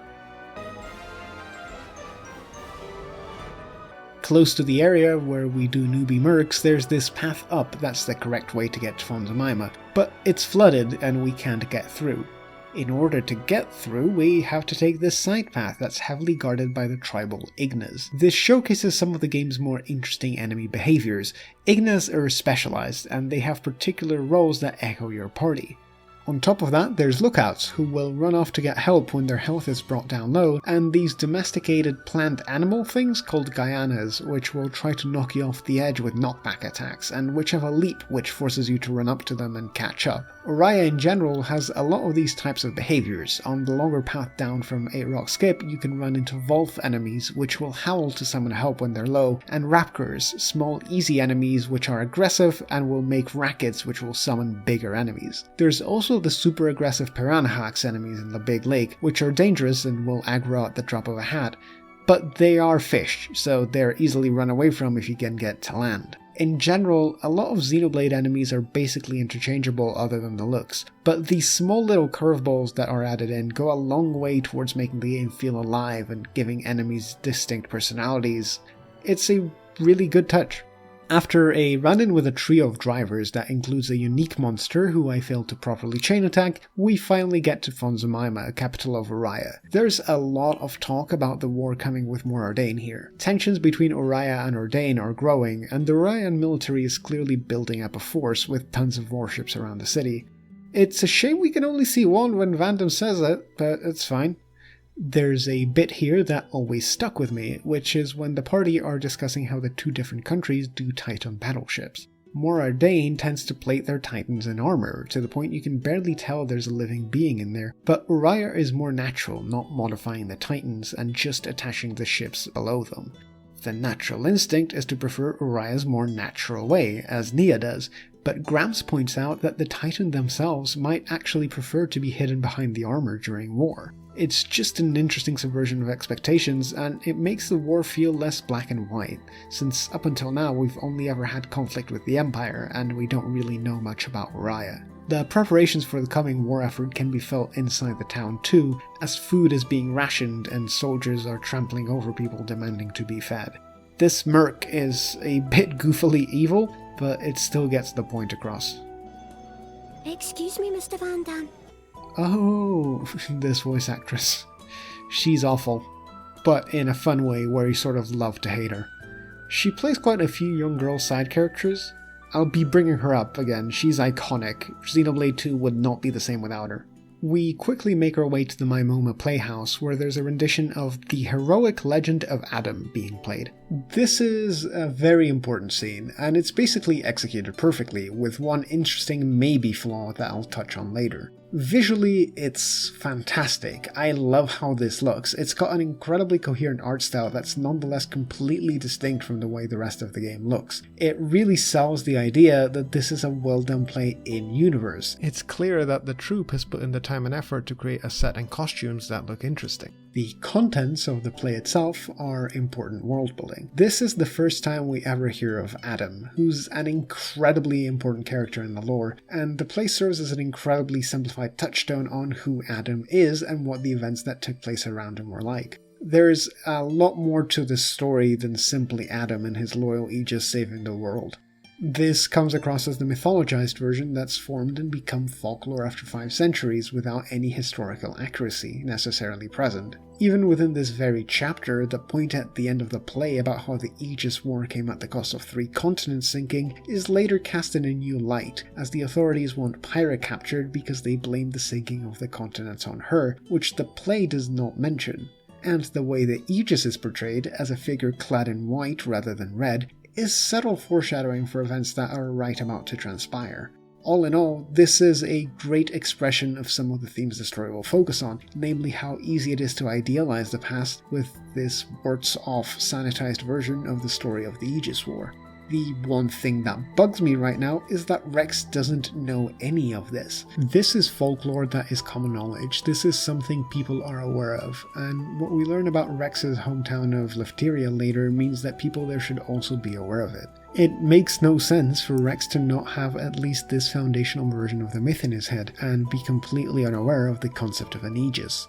The story is working too hard to make him into a blank slate so we can do exposition for the protagonist at the cost of its own eternal logic. He does have a great character moment when he bumbles his way through a conversation with Pyra about the play and falls hook, line and sinker for her obvious reflection about how she was mostly impressed about the clowns. That's pretty neat. It's once again a reflection of his naivety and how young he is. He doesn't know how to handle something like this properly, and it comes across believable as opposed to him simply not having common knowledge. Turns out, the guy Vandham thinks may know how to get to the World Tree is Cole, the troop leader at the Playhouse and their playwright. We don't actually get much straight up out of Cole, despite how significant this scene feels, because it's so shrouded in mystery. He speaks cryptically about being old and seems surprised about oddly specific things about Pyra, but we don't really get much of an explanation beyond that, other than the point that there was a man long ago who climbed the World Tree and met the architect, and he knows how to find that man. There's a conversation that he has with Pyra in private, where the two seem to know each other, and Pyra refers to him by an old name, Minoth. This is incredibly effective intrigue building, since you get the feeling Pyra is not being forthright with Rex despite how trustworthy she seems, and that there's more history there than we're privy to. I especially like this line about how some of the memories the play brought up were good memories. I hope it didn't stir up any painful memories. No, some of them are good memories. You know, you're not very convincing. I'm sorry, I really am. Which is promptly waved off by Cole as a transparent lie, but I'm not so convinced. This is a scene that makes a lot more sense in a second playthrough when you've got a full picture of everything that transpired during the Aegis War, and especially after playing through the Tora DLC, but once again, it's clear to see that whatever happened weighs heavily on both Pyra and Cole. This seems to be something that really shaped the way their lives went. There's a sadness and wistfulness about the both of them as they remember, as though they're afraid of the past while yearning for it in an intangible way. It is very effective, and it sets up the Aegis War as this looming threat, some piece of the past that's about to come back to haunt us. Mid-conversation, we go to an inn, entirely because we need to leave Cole alone for a bit so that Malos and Akhos can show up to threaten him. I love Cole's interactions with Malos here. It's obvious the two have history and they know each other relatively well, so Cole is actually sassing Malos in a way we're not used to, with Malos seeming to have actual fun bickering with him. How disappointing for you, comrade. Still an asshole. This human element in Malos is incredibly entertaining and makes him come across more believable. He's got the energy of a dickhead jock who likes to get in scrapes, especially now that we're getting hints that he's more than just Jin's lieutenant. After him and Akhos capture Iona, who I honestly couldn't care less about, this is the irritating care about this child character because they're a child thing. It's revealed that not only does Malos have a history with Cole, he can also enter Pyra's dream of Elysium, which is incredibly surprising since we weren't even sure if this was a thing she could do after awakening on the abandoned ship. It feels like a violation. Pyra's dream was this mythical place, this representation of where we're headed and the symbol of hope, and having this menacing, irreverent asshole here suddenly is just wrong and shocking. It's the wrong tone. It's great. It's especially surprising when Pyra seems familiar with him, and the same level of familiarity the two have shown with Cole seems to extend between the two of them. I love the subtlety of these moments because no one straight up says that there's more to Malos than we thought. It's just implied through him having relationships that the hired goon he appeared to be couldn't possibly have. Once again, we're seeing the past control the present. Everything that's going on is an extension of old ties and grudges, things the audience and Rex aren't privy to yet. It creates this very specific mood that gives the game its power, and it sets up a mystery that I couldn't wait to know the answer to on my first playthrough. The nice thing is, these scenes are consistent with the mystery's resolution, and on further playthroughs they start playing very strong emotionally. Understanding why Pyra and Malos react to each other the way they do is intriguing the first time and tense and upsetting on further playthroughs. This is the best of both worlds when it comes to mystery writing. It's not just designed to create the payoff of discovering what's up, it also works on replays as a scene with a double meaning. Anyway, Pyra heads off to rescue Iona in the middle of the night alone, and Cole comes in soon after telling the crew that Malos and Akhos have kidnapped Iona. It's in this scene that it struck me how little Tora already matters. He's not even visible in the main angle they use in the group shot, and he doesn't have any lines at all. He really is just a body to be used in combat at this point. There's some Tora material coming up pretty soon, but this is most of how he's treated throughout the game, and while I don't like him, I still feel a little bad. He's a main party member and he's really sidelined really fast. Maybe if he had better material in the main story and had time to do it, I'd not mind him this much. Anyway, you head there, you go fight the bad guys. We get to see Pyra talk to Akhos and Malos before we get there, and it's more of that implied history from just now. Specifically, Pyra seems concerned about Jin, asking whether he's actually on Malos' side and seeming upset when Malos says he is, hinting at a further history between the three of them. We don't actually talk for that long before we head into the Akhos and Malos fight. This is actually a massive difficulty spike when compared to the previous boss fight, Zeke. Despite not being much higher level than you, both Akhos and Malos hit really hard, and they're pretty tanky. The secret here is that you don't have to actually take either of them out, you just need to have one of their HP bars hit 50%. Choosing who to focus on is a bit complex, since Akhos is lower level and squishier, but Malos has a taunt ability that temporarily forces you to only attack him.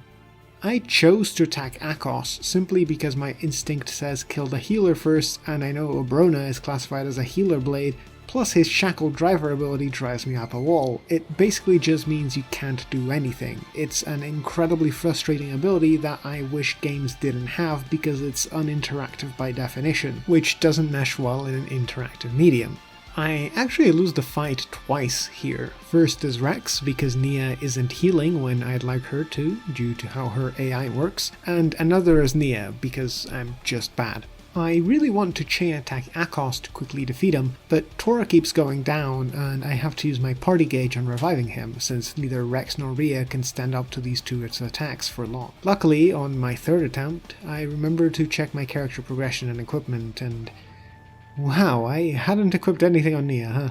So that helps a lot, and I managed to scrape a full party gauge together and take Akhos down to half health, just. It's a pretty exciting fight, and failing on it a couple times makes victory all the sweeter.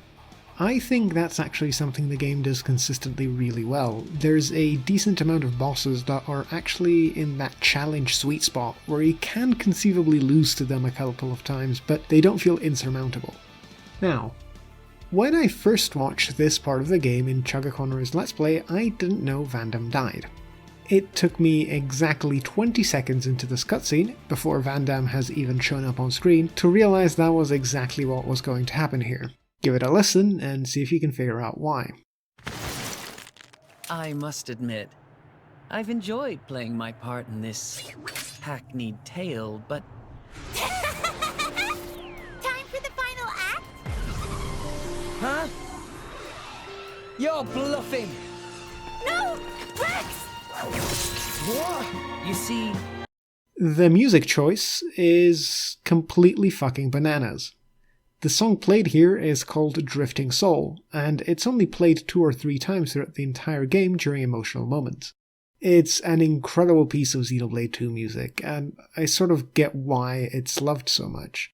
It's a very pretty song, and it works well for somber, sad moments of defeat. It's so attached to the game's image that it's used as background music for the main piece of Xenoblade 2 fanservice in Xenoblade 3, surpassing things like the iconic area tunes, the regular battle theme, or what my personal choice would have been for main Xenoblade 2 song, Counterattack. The thing is, it's also a pretty long song, with a prolonged intro that sets a very specific mood. It's an immediately wistful and nostalgic song that gives off the impression of looking back at tragic events. It's got a beautiful lyrical solo that's very much meant to be listened to. I get that this is a sad song, and it makes sense to play it over sad scenes, but when the sad scenes are a high-octane action scene with tons of sound effects and dialogue, it becomes a nightmare. This sort of gentle guitar with sad lady singing does not belong over a fight to the death. As soon as the song really starts, it's obvious someone is dead. There's no other reason why they'd play something like this over the scene. It's a horrific choice to put over a tense action scene, so this has to be someone's death scene. It really robs how sudden Vandham's death here is of all of its effect, because you can see it coming way sooner than you're intended to, and it makes the action scene that leads up to it lose a lot of its intensity because there's calm music playing over it. Listen, I'm a fan of dissonant music playing over intense moments. The ending of The Godfather is one of the absolute greatest moments in cinema, and that should be proof enough that this idea works, but I'm going to use the fight between Araragi and Episode in Kizumonogatari Pârt 2, which is in serious contention for my favourite animated action scene ever, in large part because of how insane the music choice is. It's playing this fun, upbeat jazz track over Araragi getting his shit absolutely kicked in, and it feels wrong and deceitful, and the dissonance adds to the overwhelming chaos with which Episode takes control of the battle. It puts you in Episode's shoes as he's casually tearing Araragi to shreds with no remorse and having fun with it. But it's also very much in touch with what's happening in the scene. It crescendos when Episode is having the most fun, as Araragi can do little other than run away from his barrage, and it has this little downbeat, more tense moment where we're briefly put firmly in Araragi's perspective between Episode's barrages, when he's observing how Episode moves around and coming up with a plan. It's not just an unfitting music choice plonked on top of an unrelated action scene, it's a piece of music and a piece of animation that have clearly been designed in tandem, and it creates this unforgettable experience because of that initial dissonance. You compare this to how the scene uses Drifting Soul, and it's night and day. Here, Drifting Soul begins to play its first few emotional chords as Akhos and Abrona prepare an attack on Rex, which gives this bizarre impression that the idea of Akhos attacking Rex is some sort of sad thing. Time for the final act? Huh? The tension that these initial chords create then resolves when Akhos takes hold of Rex's sword after Pyra warns Rex to not attack, which is basically sending the message Rex is out of the danger that Pyra just warned him about, despite having actually just fallen into Akhos' trap. You're bluffing! No! Rex! What? You see, blades draw their... Then, after this higher energy bit, we get into the vocal performance, which is considerably more serene to start with. However, what's actually happening on screen as we hear this is Vandham swearing about how bad the situation looks and running to join the fray in what the music is telling us is a calm moment of respite. Power from atmospheric ether energy. They send their power to the crystal where it manifests. But what if we were to interrupt the flow? Shit! Don't look good! There's no more major transgressions, really, until Nia starts dueling Akhos, during which the singer swells up and increases the pace, indicating that whatever she's singing about is important. But Nia and Akhos are having a conversation right now, and I'm struggling to choose what to listen to. What's more, there's a confluence of the bad choice of song with that bad voice direction that I was talking about in earlier videos, because Nia and Akhos are having a very fast-paced exchange of blows right now, but they're talking at a conversational speed and volume, like they're just standing in a room together. Did Jim seriously say that? Erase all of humankind? My. Surely you knew better than anyone. You know what humans are really like. Huh? It's clear the voice actors didn't know what was physically happening in the scene here, and it makes everything sound incredibly odd. Fortunately, while Drifting Soul continues to be a very unfitting choice, I think that's actually the worst of it. Once both the song and the action picks up, the two start meshing together a bit better, and there's nothing that completely brings me out of the scene the way the stuff I just spent ages pointing out does. I still don't think it's a good choice at all, but there's at least a few moments where it does sort of fit, like Tora and Poppy charging in to protect Rex and Pyra in a moment of heroism.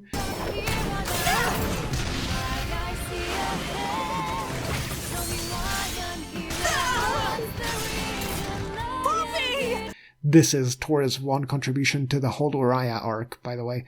Or the way it perfectly fits in with Nia's little moment of self-doubt here, which is so easy to ignore in a first playthrough, but looking back on future events becomes absolutely heartbreaking. I can't imagine what's going through her head in this moment.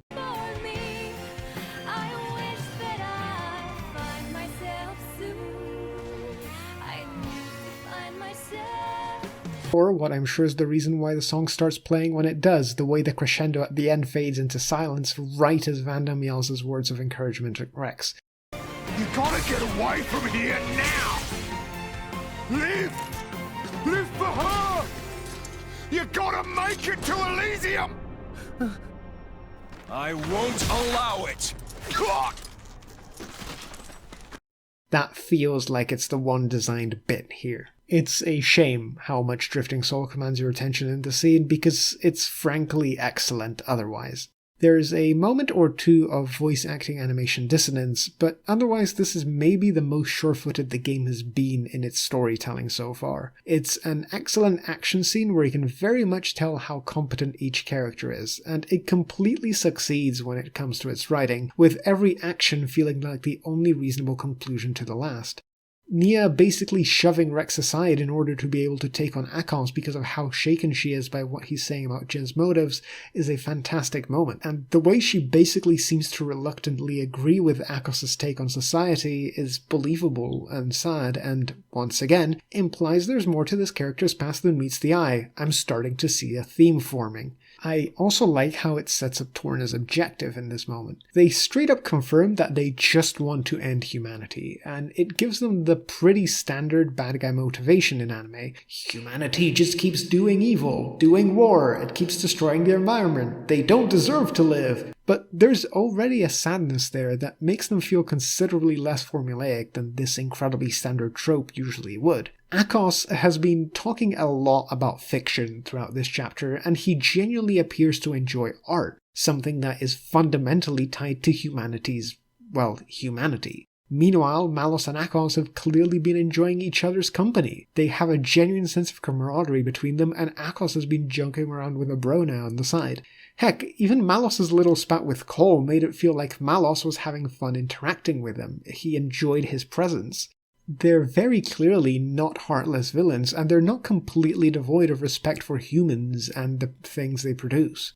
Rather than this feeling like a revelation of their mustache-twirling motivation for villainy, this makes you wonder what these two people have been through that has made them turn out this way. It's, once again, hinting at a past that has shaped them and that we're now intrigued by.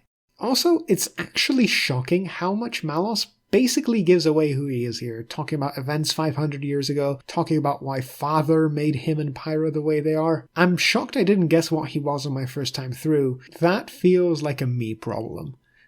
I think this is pretty much a giveaway. Still, I also enjoy the way that this scene sets Malos and Pyra up as opposites. Malos seems content to wallow in his hate for humanity, and he's enjoying doing it, whereas Pyra holds up hope, saying that Malos is the only one stuck in humanity's dark past. Every corner of the world is defiled by such a vermin. But that's nothing new. They haven't changed a bit in 500 years. No wonder Father abandoned them. Yeah. No, the only thing that hasn't changed is you. Father didn't want us to wipe out innocent life. Here, Malos is clearly representing clinging to past wounds, which is the easy way out, where Pyra is attempting to move away from them, which is the hard way out. It's interesting because through the rest of the game, Pyra is not exactly defined by her desire to let go of the past, at least not in quite as hopeful a way as this scene would imply. Anyway, we also get Vandham's big moment. It's great. I don't have that much to say about it because it just works. Seeing him impale himself in his own weapons and continue fighting is both horrifying and inspiring, and I have a massive soft spot for the big, tanky, unstoppable guy just weathering all of these hits thing that Vandham is doing here. It's a show of his courage and his dedication to defending those he cares about, despite only having known Rex and company for a couple of days at most. His little yelled speech shortly before dying is a perfect follow-up to the admittedly imperfect speeches about doing what you think is right and war that he gave back in Garfont. And the fact that Drifting Soul gives way to this other equally sad theme right as he dies really hits the whole thing home. Unlike the fight with Morag in Torrigoth, this is an unequivocal loss. It feels like everything's over and there's no way out. The party was already outgunned, and they've lost what's arguably their strongest member. Which is why Pyra's desperate yell as Rex charges Malos works. The moment is dire enough for a big emotion like this to come out, even from a character as usually emotionless as Pyra is. And her sudden burst of light transitioning into a new form is classic anime goodness.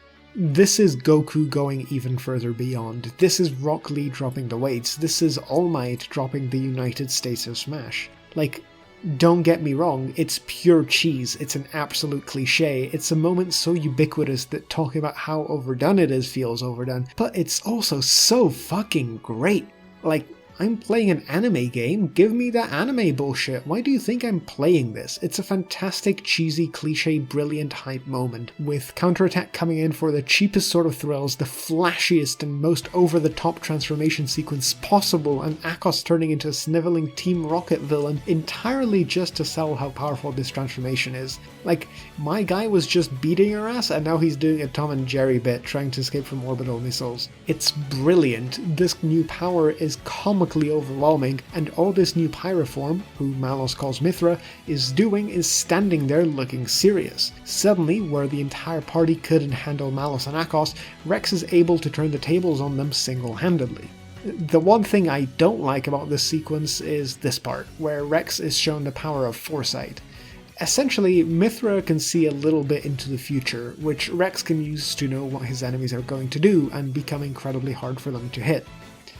This is a cool concept, but the thing is, it's literally the main combat gimmick from Xenoblade 1, where Shulk would get visions of the future and you'd work to change them. It was a massive part of that game, and it was incredibly significant to its plot and its combat system both. It was very thematically important to the game's central themes of taking the future into your own hands. Here, foresight is barely relevant in the writing after this point, and in combat it's just one of Mythra's passive skills, which increases Rex's evasion by a significant amount. It's not an active mechanic you have to engage with. I straight up don't understand why they called back like this. Drawing this much attention to something that's pretty much lifted directly from the prequel whole cloth and then nothing is done with. A callback this direct should mean something. It shouldn't just be an explanation for what is in the grand scale of things a really insignificant combat mechanic. I mean, foresight is an incredible skill and it's key to Mythra's viability, but it doesn't compare at all in how much it changes combat with Shulk's visions in one. It's one skill on one blade that can be used in one driver, not a whole ass central mechanic that you have to actively engage with. I don't know if it's an unexcised remnant of an old draft of the story or what, because it doesn't make sense to me to just introduce this for no reason. Though, admittedly, the way that counterattack fades right at the crescendo as Mythra activates foresight and then reignites when we return to a normal passage of time does give me shivers every time.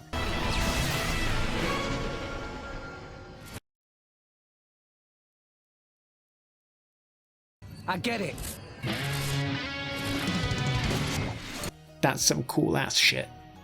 The fight here with Akhos and Malos is brilliant. It's a little bit of that counterattack magic that I gushed over with the end of chapter 2.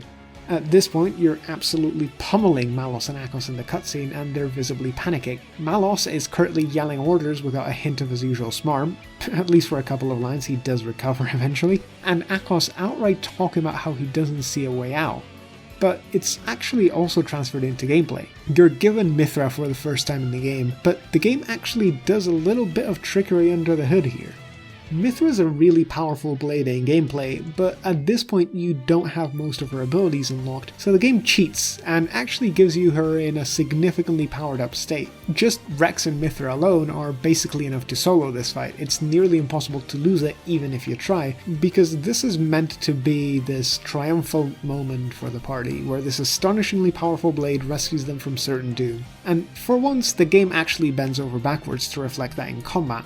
I really wish the game did more of this type of stuff, because usually combat is its own little bubble from the combat cutscenes around it. It doesn't really matter what's going on, it's always going to be sort of a fair challenge. This is also partially where my common complaints about winning in gameplay but losing in cutscenes comes from. Or there's several situations later on where the difficulty of fights doesn't match up with how the characters are meant to be feeling in the cutscene. Sure, it would be really lame if the game cheated in every other boss fight and made you insta-win, but a couple of key moments couldn't hurt, and the trick it pulls in the first half of this boss battle, where it sets up a situation where you essentially remove a quarter of the two bosses' combined health pool through a massive struggle and then start losing in the cutscene, still allows for compelling combat where the game doesn't have to cheat in your favor. You can just be more clever with this stuff. It doesn't always have to be a straight up fight. Maybe don't do this particular thing more, but come up with clever ways to spice up your boss fights that make them not just beating on a guy for ages. I slightly cheese this fight, mostly because I don't want to have to XP grind later on. I go a long way trying to set up orbs on Malos that I don't really need, and I only chain attack when he's on a sliver of health to get as much of an overkill as humanly possible. I managed to get a 269% nice EXP bonus, which is very significant on a boss fight like this where I'm underleveled, and which helps me keep on the power curve for later on. I love chain attacks to death. Like, listen, this bit sounds scripted. Like, sure, I cheesed it, I didn't do what the game intended for me, but it was still like a fun experience. It was still me taking the combat into my own hands. The sheer amount of creativity that the combat system allows you to express in this game, I can't deal with how good it is. It's such a great combat system. Anyway, after this we're finally in the home stretch. We have a very brief cutscene left where Mythra and Rex's barrage finally breaks down Malos and Akhos' defenses. It's so vicious, in fact, that it winds up actually killing Obrona. The entire chapter has been setting up how hard it is to kill a blade, since usually they regenerate so quickly the only reasonable way to do it is to kill the driver, but here Mythra's sacred arrow manages to crack Obrona's core crystal. I love what this does to Akhos. He seems legitimately really hurt by this. A common thing people say about Tora is that they're basically just another version of the party, a sort of dark reflection. They're a tightly knit group of friends who simply have different ends to Rex and company, and I think this moment does a lot for that perception. Seeing Akhos' smug facade crack and how upset he is at the death of a friend, even after proclaiming he desires to see humanity eliminated, is very effective. Tora aren't just evil guys, they have bonds, they have friendships between each other, they enjoy each other's company. Akhos liked Obrona, he liked her silly comments and her dumbass voice, and we've also seen that he appears to enjoy Malos' company. By taking down these people, you're hurting their friends, even if those friends are evil people, just like Vandham was saying earlier. Ultimately, in war you're going to hurt people, no matter what side you're on. It's a good enough plot beat that it made me forgot to mention that this is transparently a way to get rid of Obrona while the writers have the chance, since her power would have made fights later in the game unwinnable for the heroes, and I had to write this line in wherever I could at the last minute. It's just a solid scene. All that's left is to Mourning Vandham, and it's a simple but effective scene. The music is appropriate, thankfully, and Al Weaver's performance as Rex here is really good, as it tends to be during the more emotional moments of the game. His cries of pain are believable, and they get me to clump up emotionally. It feels like there's a lump in my throat when I watch this scene. But what really gets me is this series of shots of Nia where you can see how much this is eating away at her. Knowing what we get to know about her, understanding who she is and why she is that way, this is almost too much to bear. Imagining what's going on in there, the cocktail of vicious emotions she's feeling is just heartbreaking. It's just, how awful of a moment is this for her? Rex might be the character that you latch onto on your first viewing of the scene, but on repeat viewing, Nia is the real star here. The way the game accounts for that, the way we have these shots that don't really mean that much in a first viewing, but that gain immense power on a repeat viewing, is frankly genius. The entire game is this way, but this series of shots stands out to me every time. It's what I think of first and foremost when I think about how good this game is at providing that replay context. So yeah, that's Chapter 3, and it's easily the best one so far. There's certainly flaws, it's a weirdly paced chapter, and I wish Vandham had stayed around for much longer so we could be more attached to him. I honestly don't feel that much for him when he dies. He's a likable guy, but in the grand scale of things, he accounts to little more than a glorified side character. I think if we'd maybe had a bit of a pointless side story distraction chapter in between meeting him and his death, we'd have been able to grow considerably more attached, and his death itself would have landed better. It would be especially nice if that was a whole chapter that we're about to head into next. Thankfully, everything surrounding Vandham's death is still good by itself. His brief tenure as Rex's mentor is believable, and the game is good about carrying those lessons forward in Rex as a character, so Vandham's presence is felt throughout the game in some way. Otherwise, Chapter 3 introduces a lot of the mystery that will carry the first couple of acts of the game, and it finally frees up combat and exploration so that it feels the way the game will play for the rest of its playtime, mostly at least. All that we're really missing now for the true Xenoblade 2 experience is a bunch more options. I would say it's all clear sailing from here on, but Chapter 4 is coming up next, and that's the Tora one. And if there's one thing I've proven with this series is that I love Tora. That's what I keep finding out as I record more of these videos. I really love Tora. Yeah. Anyway, like, comment, and subscribe, please. I think the video's alright. I hope you do too. See you next video, which will hopefully come out sometime in the next century, I hope.